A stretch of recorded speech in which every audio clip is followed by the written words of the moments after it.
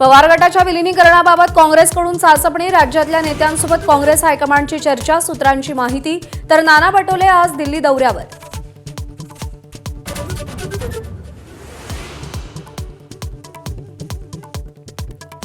समविचारी पक्षांचं काँग्रेसमध्ये विलीनीकरण व्हावं असा प्रस्ताव याआधीही शरद पवारांना दिला होता. नाना पटोलेंचा युक्तिवाद, सध्या प्रक्रिया सुरू आहे आणि चर्चा मोठ्या प्रमाणात होती अशी माहिती.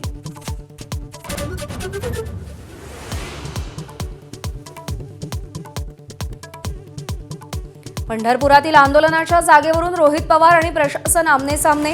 आंदोलनाआधीच पोलिसांची नोटीस, तर शेतकऱ्यांच्या कर्जमाफीतील जाचक अटीवरून रोहित पवार आंदोलनावर ठाम.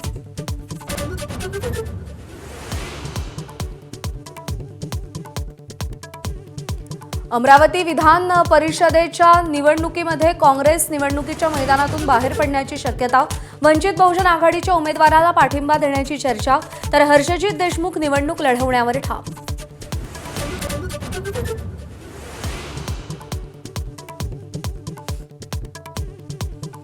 इराणविरुद्धचं युद्ध थांबवलं, डोनाल्ड ट्रम्प यांची मोठी घोषणा. युद्ध संपवण्यासाठीचा करार अंतिम टप्प्यात आल्याचंही वक्तव्य. प्रशांत महासागरात एल निनो सक्रिय झाल्याची क्लायमेट प्रेडिक्शन सेंटरची घोषणा. यंदा 1950 नंतरचा सर्वाधिक तीव्र एल निनो राहण्याचा अंदाज.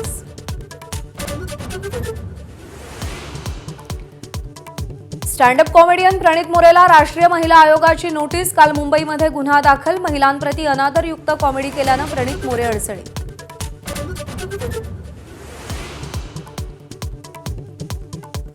अहमदाबादेत झालेल्या एअर इंडियाच्या अपघाताला 1 वर्ष पूर्ण. अपघात पायलटच्या चुकीमुळे की तांत्रिक बिघाड, याचं वर्षभरानंतरही गूढ कायम.